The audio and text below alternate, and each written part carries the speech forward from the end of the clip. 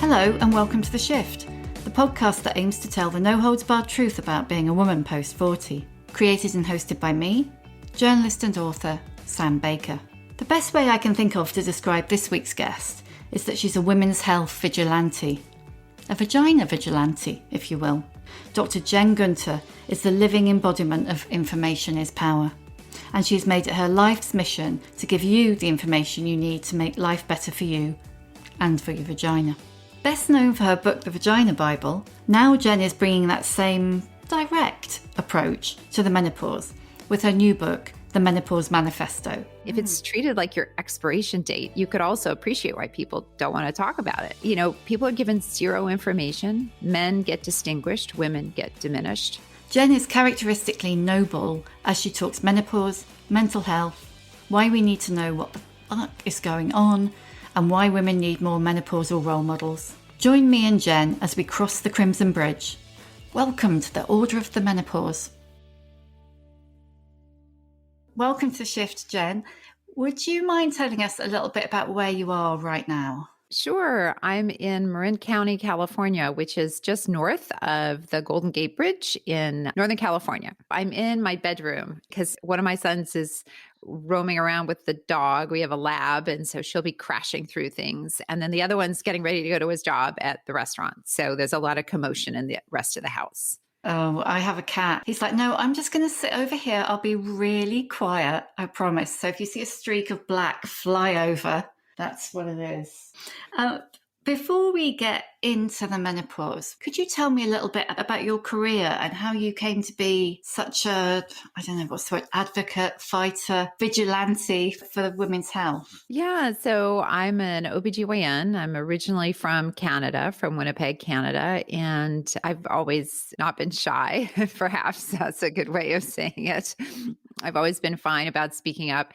And, you know, I did my OBGYN training in Canada, and then I moved to the States to do some more training. And yeah, I'd always been interested in the information I guess my patients were bringing into the office. You know, in residency, I would look at the magazines that were, you know, in the doctor's offices, and, you know, people bring in magazines when they're in labor and then they just leave them behind after.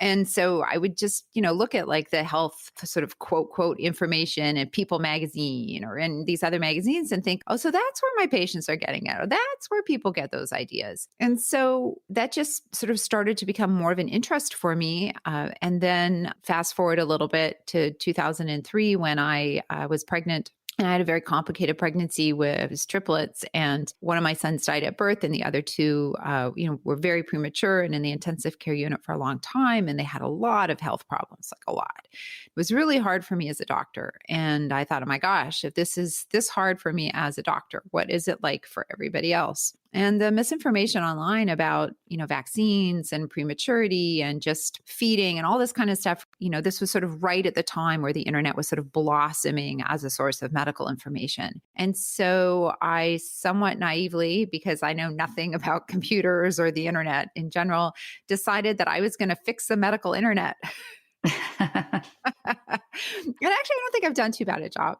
But yeah, so that's how I decided to get more active. And, you know, and I decided that, you know, I couldn't just write about pregnancy or prematurity related issues, that I needed to really make that sort of all encompassing sort of for women's healthcare. So it just started to grow and grow. And here we are.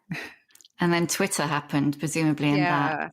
Did that really escalate things? Well, I got involved with Twitter more than 10 years ago, I think. And so it was right when my very first book on prematurity came out. And somebody said this throwaway comment to me somewhere like, oh, you should get on this thing called Twitter to promote your book. And I was like, oh, okay. And so I just got on Twitter, and I think it was a bit of a natural fit. You know, I'm the kind of person at a party that likes to go and talk to everybody and share lots of different stories. And to me, Twitter is like a really big cocktail party. And that's kind of how I treat it. You know, if you're always saying the same thing, eventually people aren't going to talk to you anymore. If, you know, you're not sort of circulating and working the room, you're not a good host. And so I think, yeah, that's how sort of I look at it. And I think I was a good fit for Twitter. And certainly I was one of the first doctors who were really, you know, very active on Twitter. And I got a lot of pushback from that, you know, medical professional societies and such, saying that I was like unprofessional for swearing or, you know, whatever, saying the truth.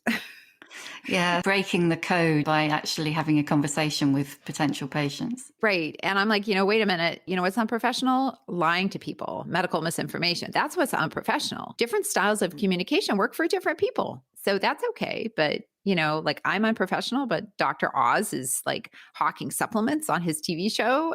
Like, come on. It's weird, isn't it? Because it does seem to be that it's wrong for some people to talk publicly about medical issues, and it's not wrong for some other people. How does that work?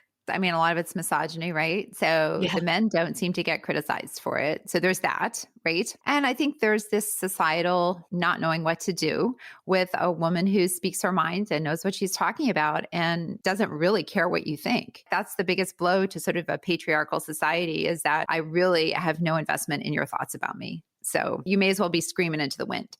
So I think there's that. It's these sort of patriarchal things that have been, with us since the beginning of, most cultures, that, the position of power should not be held by a woman. I think that it was the idea that maybe I was one of the first who was really vocal on social media, that I was doing it in a way that worked for me. And, if people were listening, that's wonderful. Obviously, there's lots of different ways to speak to people. And I think the diversity of voices that we have is really important, because my message isn't going to work for everybody. I mean, no one's is, right? So you have to meet people where they are. And that's sort of not how medicine has been for a long time. No, it kind of removes the all-seeing, all-knowing power, doesn't it, from the doctor on the other side of the desk. They're the person with the power and the knowledge, and you're the patient, and you have to go and it be bestowed on you. And what you're doing is taking that away. Yeah. And I think a lot of physicians don't really realize the power differential, because you've been in medicine your whole life, right? So you don't really know what it's like to sit across on the other side of the table and not have that information. Right.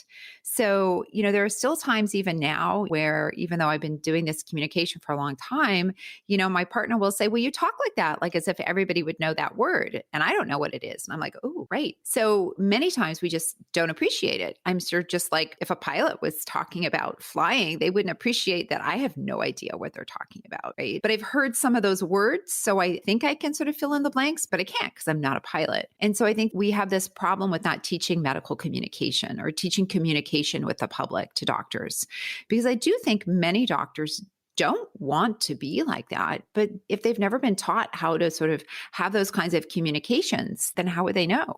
As a doctor and a woman in her 40s at that point, how was your experience of menopause? Oh, well, for me, it really wasn't that much of a big deal. I mean, I had symptoms, but I knew everything that was happening. And so when nothing feels like it's coming out of the blue, when nothing is throwing you off balance because you're like, oh my gosh, what's broken with my body now? I mean, it was sort of like, oh, okay, I've read the guidebook. I know what's happening. Okay, check. Oh, I'm not having this. Okay.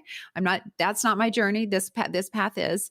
So for me, it was pretty routine. I mean, it didn't mean that I didn't have terrible hot flushes. It didn't mean that I didn't have, some other issues, but it meant that I was like really prepared for it. So one example I give in the book was, I was about 7 or 8 months past my last period and heading for a vacation actually to Hungary. The plane seatbelt light was literally still on. Could still see the Golden Gate Bridge, right? We were barely anywhere. Hadn't had a period in 7 months. I hadn't packed any pads or tampons because I was like, yes, I'm going to actually not need to bring in a thing.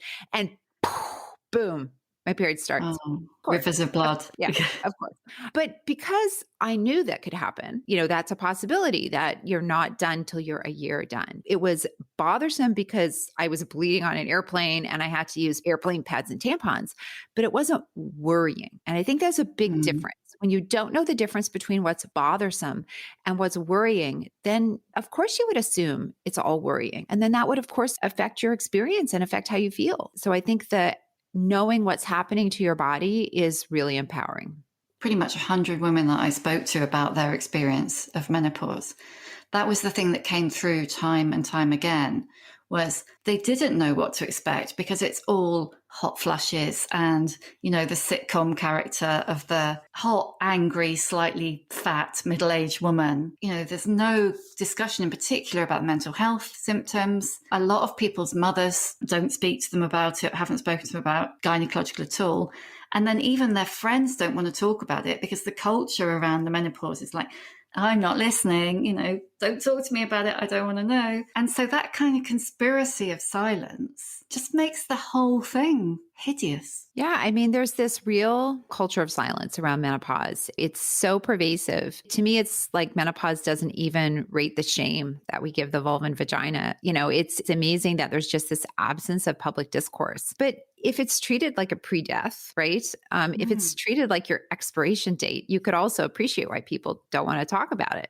People are given zero information. Men get distinguished, women get diminished. Yeah. And if your options on television shows or, popular culture where we get a lot of our ideas from, if, your options are sort of a dotty older aunt or, a vindictive matriarch, or you're given so few characters to choose from, as opposed to, men as they age have this wealth and breadth of different characters to choose from to imagine themselves in those positions. So yeah, I mean, that was one of the things I really wanted to do with this book, was to say, this is what's happening with your body. There is a culture of silence that makes women feel alone. And that's why feminism is such an important part of tackling menopause. It shouldn't be feminist though, should it? To want to know how your body works and have a bit of agency over it. No, I gave a TED Talk last year about periods. And, that was one of my lines. It shouldn't be an act of feminism to know how your body works, but it is. And that's not going to change for a while, unfortunately. But the louder we get and the more we talk about it and the more we demand a seat at the table, that's how things change. It's interesting you say that, because I feel strongly that we have to talk about it to normalize it. But I have had people say to me,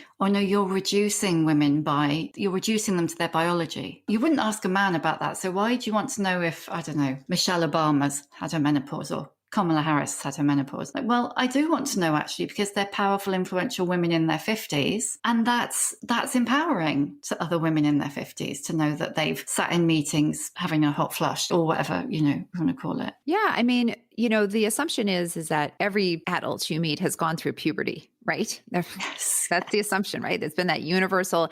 Every single person has gone through puberty. If you make a little crack about, growing pains or acne during puberty or whatever, and you're in a room of 20 people, probably 10 will nod their heads, right? Like there'll be this kind of unspoken community, like everybody gets it. So you don't have to talk about it. And so that's the point we need to get through with menopause, right? Where everybody knows about it. So everybody gets it. So then we don't have to have this sort of public declaration about it, but we're not there yet. So yeah, I mean, obviously people shouldn't have to share personal information if they don't want to, but that's why I felt it was really important for me to share, what was happening for me in the book. So people would say, oh, look, I mean, you can talk about these things. It's not a big deal. But, when it's viewed as an expiration date, when you're viewed as incompetent by your age, of course you have to talk about it to counteract it. If society wasn't judging women by it, then maybe we wouldn't have to have so many conversations about it. You just said incompetent. And I think that's a real thing, isn't it? That women's competence is really linked to their hormones in,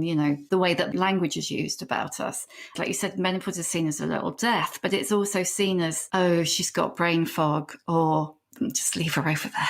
She's fine. She's probably left her phone in the fridge. And it's all about dismissal, isn't it? Well, I think everything about the experience of being a woman is dismissal. And it's just at different points in your ovarian function cycle that different parts are weaponized against you, right? So when you're younger, you're hormonal. If you're upset about something, you're clearly on your period, right? Or you're premenstrual. Or if you have sex before marriage, you're a slut. If you are pregnant, you're forgetful. If you're not pregnant, you're barren. So the experience of being a woman is to always be on the edge of a knife, right? You're to this, to that, to this, to that. And, menopause, the way we treat women in menopause is just simply, I think, an extension of that. But because society values youth, and because by extension, society values young reproductive age women, right? So, the sort of the fertile ideal, if you will, because those are the standards. When you're not that standard, then there's just so much more to weaponize against you. There's this really weird thing, isn't it, where even if whether you aren't a mother by choice or circumstance, or if you've never judged yourself at all by that standard, or even if you are a mother and you've never judged yourself by that standard, you kind of reach a point where all of a sudden you become very aware your biological usefulness, if you like, is being taken away. And that would never have crossed my mind until I became perimenopausal. It literally is society's expiration date. That's how you're treated. And so basically we are summing up, we're commodifying women as being basically walking uteruses, boobs, and ovaries, right? If you're not in servitude to your uterus anymore, then what value are you, right? You're not a broodmare for society anymore. And it's really sad that these are beliefs that have been around for a long time, that we haven't been able to get rid of them. If you look at historically in the 1600s earlier, and even until relatively recently, the lack of menstruation meant that, oh, well, clearly you were building up toxins in your body. And, so you're doubly dangerous because not only are you not fertile, but the stuff is building up in you and you could cause rabies, or you can ruin mirrors, you can wilt flowers. You have all these superpowers, you know.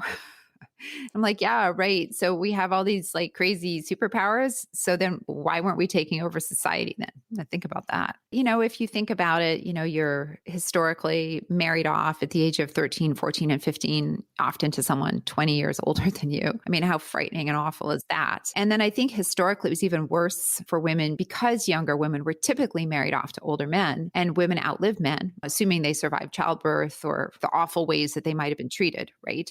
So then he dies, and who are you at the mercy of? Maybe you can't own property. Maybe you're at the mercy of your children. So yeah, I think that the experience of having value and agency in menopause is something that, absent at least in Western society for a very long time.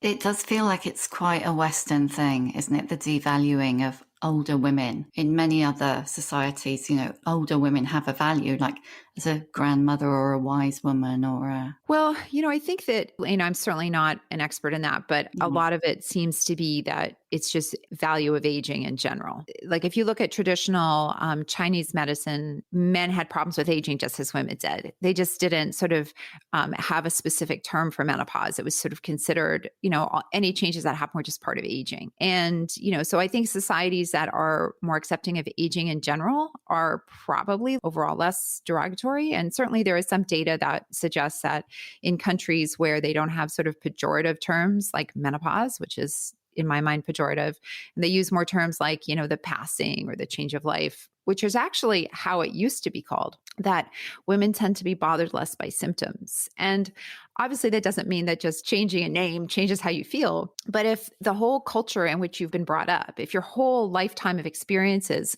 leads you to believe that when you start having hot flushes, you have no value to society anymore. Well, obviously when you start having those hot flushes, they're probably going to be more bothersome, I would think, just, intuitively, than if it's like, oh, this is just a thing that happens. And you're like, oh, it's the thing that happens. It's happening now. Okay.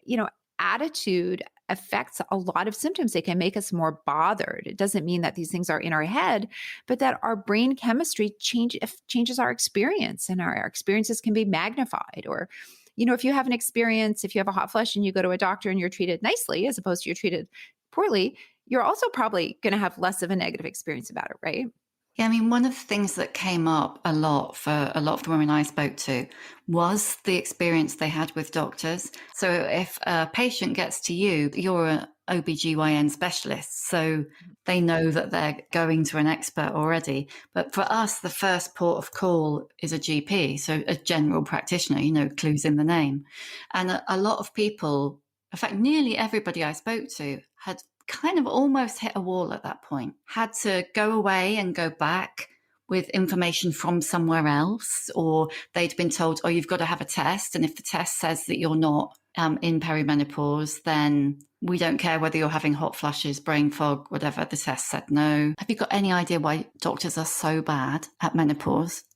Well, let me answer that. So, I personally think a lot of it is still fallout from the Women's Health Initiative and several other studies. In the early 2000s, for those who don't know, the Women's Health Initiative was a large study, looking at, among other things, the effects of menopausal hormone therapy on heart disease and breast cancer. And they had a dietary arm, they had a supplement arm, they had a hormone arm. And it was halted early because of concerns about an increased risk of breast cancer and heart disease. And obviously, there's a lot of issues to discuss with that because when you parse the data, it's not as true as it was presented. But the problem is that caused massive shockwaves and they ended up stopping a lot of studies. It stopped studies in Europe. People stopped everything because they're like, "Oh my gosh, what are we doing? Are we killing people? We have to know." Because it was a huge study in it. So it had all these reverberations. And it took a while for the data to be reanalyzed and reparsed. And so the new guidelines, were adjusted and came out. But unfortunately, and this is no excuse, I'm just explaining, unfortunately, the way it is, it takes about 15 to 17 years for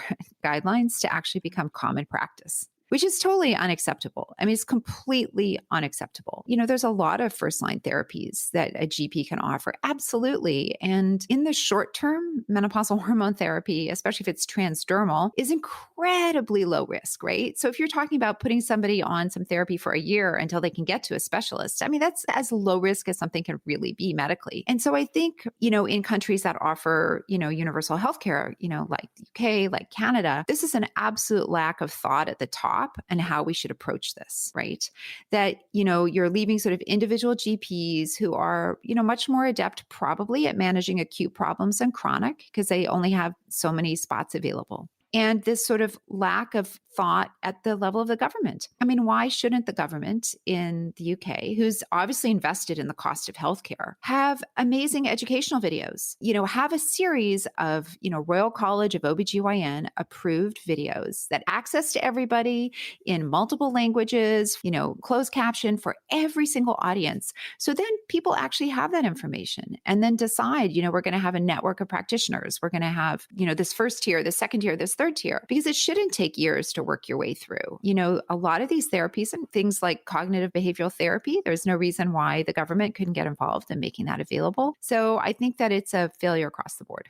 You referred to menopausal hormone therapy. Is that right? Yes. We still call it HRT, I think, in this country, which is hormone replacement therapy, isn't it? You've got some strong views on that, haven't you? Yeah, that's a really problematic term because hormone replacement therapy implies that you're replacing something that was lost. And if you're a 55-year-old woman, you are not supposed to be making estrogen. That is not how you evolved. Now, it doesn't mean that taking estrogen is necessarily bad for you or is high risk, but there's a difference between replacing something and a medical therapy. And menopausal hormone therapy is a medical therapy. It should not be couched as a replacement like thyroid, right? So it's really important to think about it in that way. Now, if you're a 39-year-old going through primary ovarian insufficiency, absolutely, it's fine to call that hormone replacement therapy because your ovaries at 39 really should be making estrogen. So that's okay. But really, kind of once you're in your 40s, mid 40s at least, it should really be called menopausal hormone therapy. And that's the terminology here in the US because it is an intervention. This isn't just replacing something that was lost because we are all meant to not have estrogen at 55. Now, that doesn't mean it's, like I said, it's bad to take hormones at all. But I think it's really important that we use really factual language. And we know that the words that we use change how people think about things. And we have to hold ourselves accountable.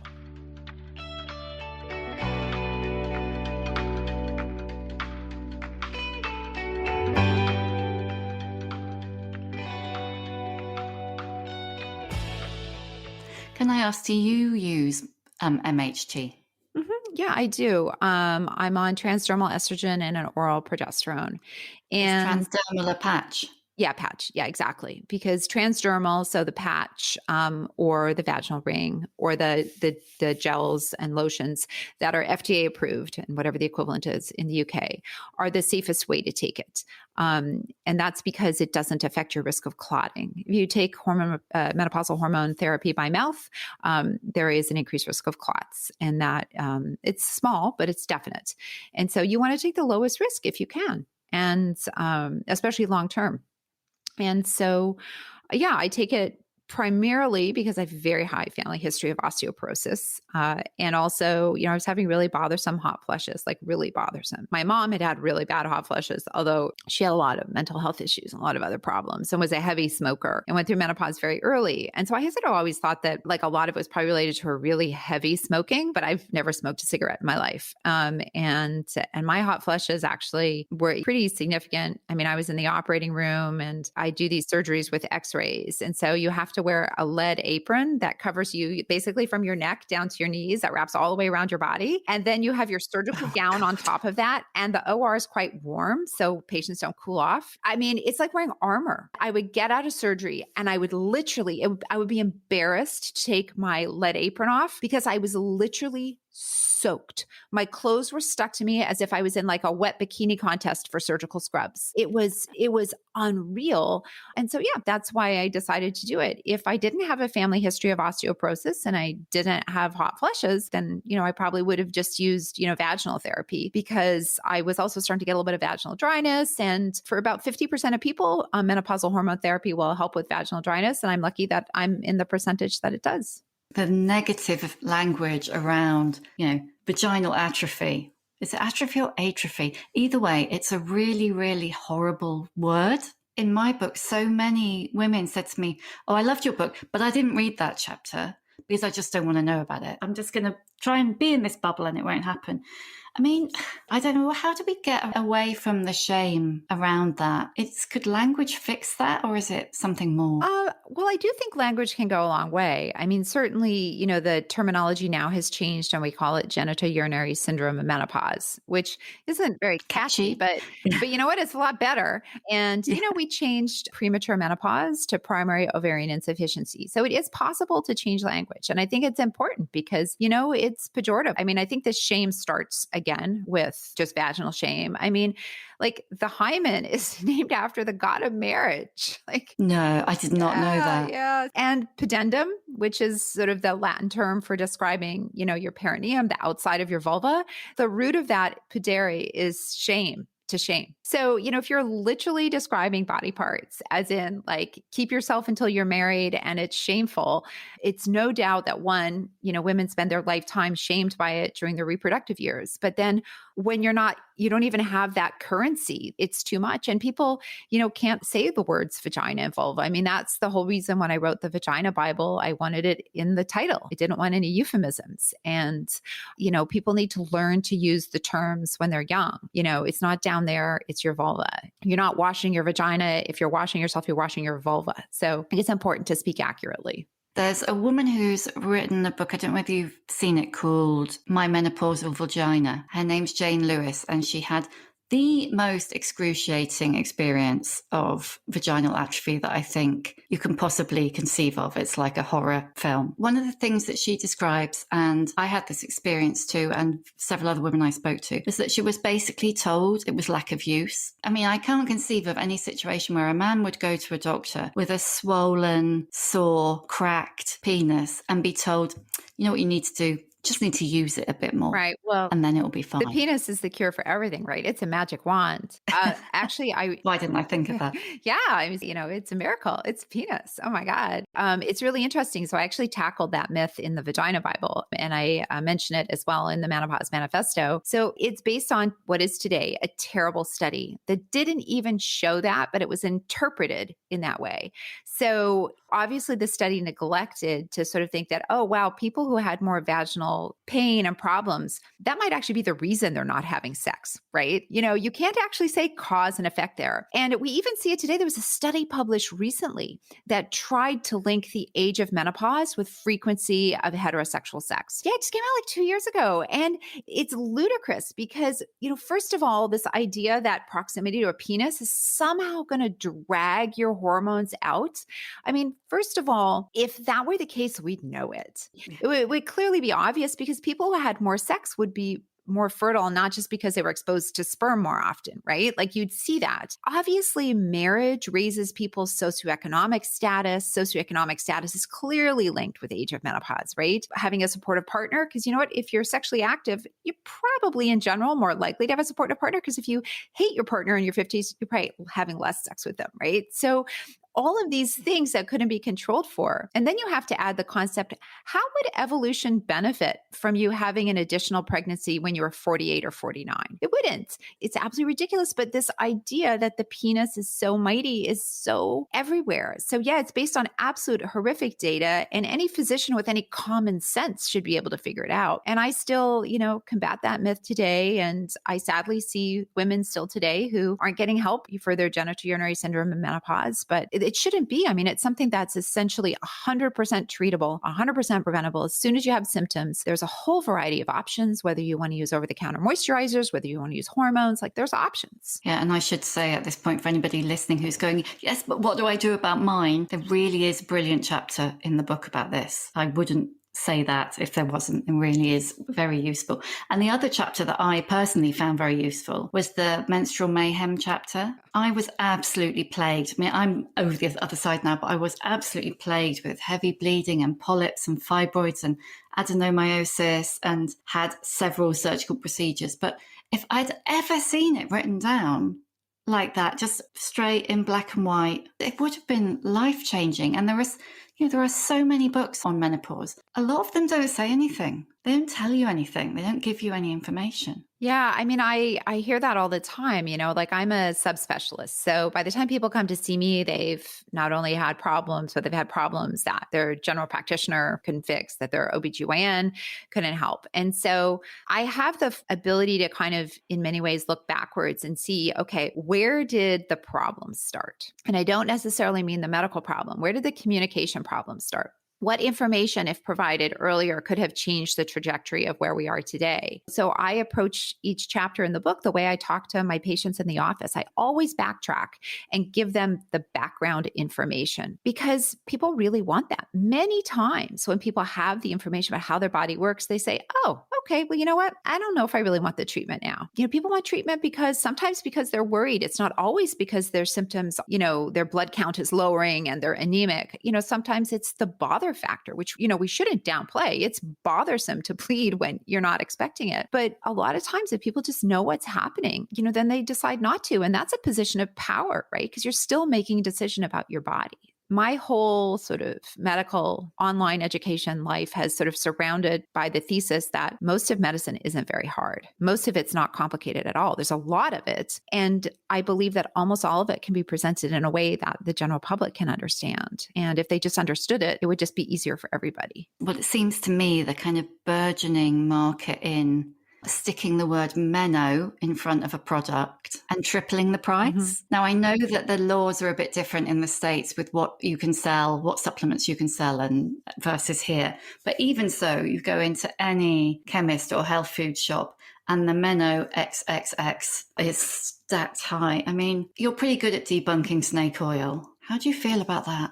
Well, it's the pink tax plus, right? So a pink razor is more expensive than a blue razor, right? And so it's even worse than that. But also, you know what? We all think more expensive products work better. That's a total marketing thing. I mean, it's even been shown in medical studies. There was an elegant study where they took people with Parkinson's disease, right? So they have like real motor abnormalities that can be measured. And they gave them an expensive placebo. They gave them a cheap placebo, and they gave them the real drug. And then they gave them the real drug that was told to be expensive. And of course, you know what? The expensive worked better.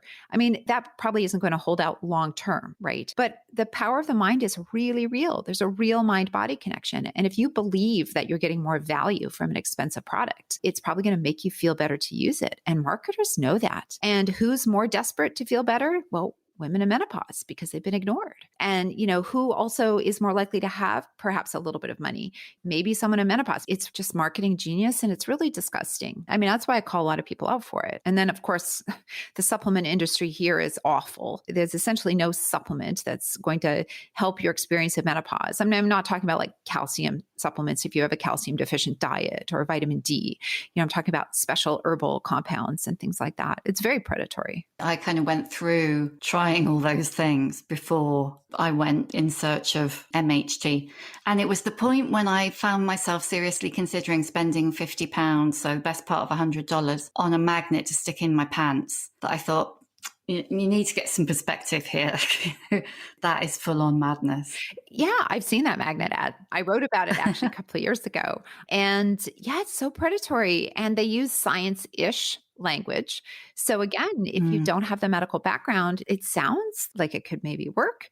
Boy, they sure use those terms. It probably says doctor approved on it, which is a meaningless term, completely meaningless. And they might say clinically validated, also meaningless term. mm. I suspect that maybe you have slightly better regulation about the terms that can be used in the UK versus here. Yeah, the things you're not allowed to Yeah. advertise. But, Yeah. there's also code words and things, and they can't control what people say on social media about them, right? So you don't know who's paid, which influencer, that type of thing. So it is very predatory. And again, it's people taking advantage of the gaps in medicine. I hear all the time about people who buy supplements or magnets or whatever the latest thing is, and people are spending hundreds of dollars a month, and that's really sad. And they're probably all going to feel better a little bit for a little while because of the placebo effect. All these people are claiming that medicine is awful, and there definitely are gaps in medicine. But what they're doing is they're exploiting those gaps as opposed to saying, oh my gosh, how can we help fill it? How can we, instead of selling a scammy magnet, why don't we design a series of amazing videos on menopause and sell those? But that would take time and effort and money. And you can just slap a label on a magnet and sell it. Man. What have been the benefits to you personally of menopause? Not having a period is awesome. It's great, isn't it? I absolutely love I it. love because I had super heavy periods, even on the pill. I probably have some kind of undiagnosed bleeding disorder, but I've made it this far and I made it through 2 major surgeries without dying. So I'm okay with it. But super heavy periods. So if I wanted to travel somewhere, I'd take like a 30 pack of tampons or, 15 maxi pads and 30 tampons. And basically I'd have like a menstrual bag. And then I'd have to take, the menstrual underwear along and I'd worry if I was staying at someone's house, what if I leaked on their sheets? So Yeah, you have to take a towel to yeah. put under you, between you and the sheets, and it would still go through sometimes. So that's awesome. Like I said, I had therapy for it and I still had a heavy period. So yeah, so that's fantastic. Not having to worry about getting pregnant, that's awesome. And not having to take any birth control for it. So for people who partner, with men, it's amazing to be like, we can have sex anytime and not have to worry about it. So those are really nice. And, I think that for me, when I wrote this book and really learning about how menopausal women drove evolution, how they contributed to society, how they were incredibly vital and hardworking post reproduction, made me really think, God damn it, I am as productive now as I was earlier. And, now I even care less what people think. And I didn't really care much before.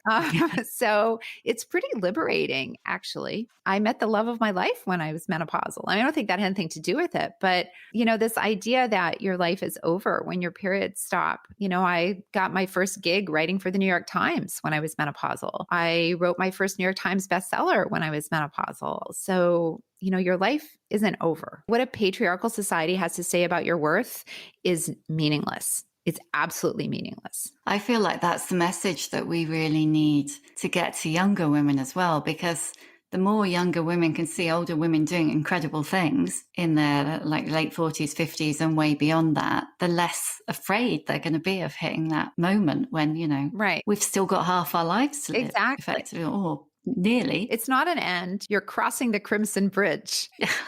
I've never heard that before. Is that yours? Is that No. trademark, Jen Gunter? I wish someone left it on a comment on a post I'd written, and I wish I could remember who said it. And I actually think we should have Menno parties. I really do. I mean, I know we talked about not putting Menno in front of things, but I think when it's celebration, I think that's fine. And I think wouldn't that be awesome? Just like we celebrate puberty, in different cultures, you get confirmed or you go through your bar or bat mitzvah, you have a quinceanera. There's all kinds of, so many different cultures and societies have sort of celebration of child to adult.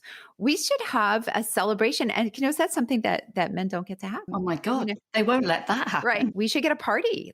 We should invite everybody over and have a dress and, be like, or whatever you want to wear. And it's like, yeah, I'm 1 year past my last period. It's time for my Menno party.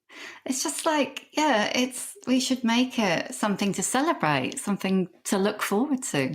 Yeah, I mean, I think it would be nice to be eventually at a phase where it means very little. Like it's just something that happens to your body in the same way that, people's hair goes gray or that you grow taller with age, but we're not there yet. Based on our society, I don't really see that happening for a while. I think we absolutely should be. I think that we should be welcome to the order of menopause. Before I go to the few questions that I always ask at the end, I just want to ask you, complete this sentence. If men had menopause. Oh, it would be a time of increased value for sure. Brilliant. Thank you. What's your emotional age?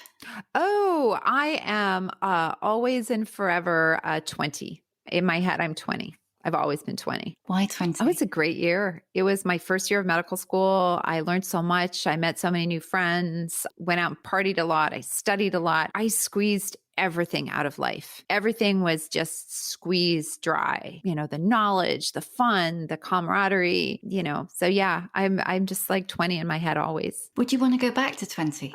Well, yes and no. Yes, because wouldn't it be cool to redo some of that with some of the knowledge that you have? But, if I went back to 20, then I wouldn't have my kids. And I wouldn't have the man who I love so much. I wouldn't have all the amazing friends that I've met since then. So you can't really go back. I'm sure there were bad times too, but you romanticize the good. So going back means giving up what you have. And I don't want to give up what I have. Instead of going back to my 20s, I'm trying to bring the essence of my 20s to my now. That sounds good. Could you recommend a book that's been important to you or that you keep going back to or just that you really enjoyed?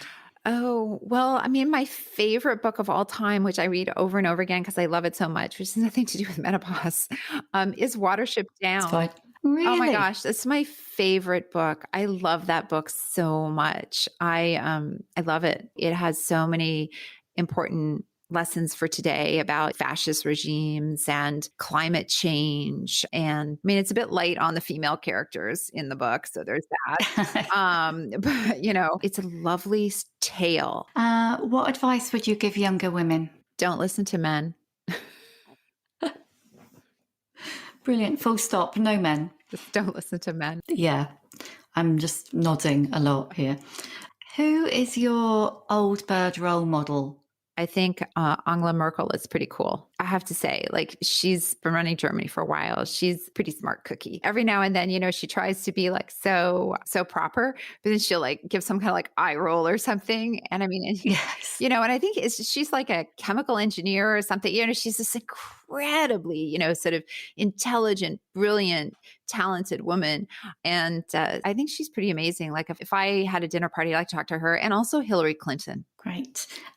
What's your superpower?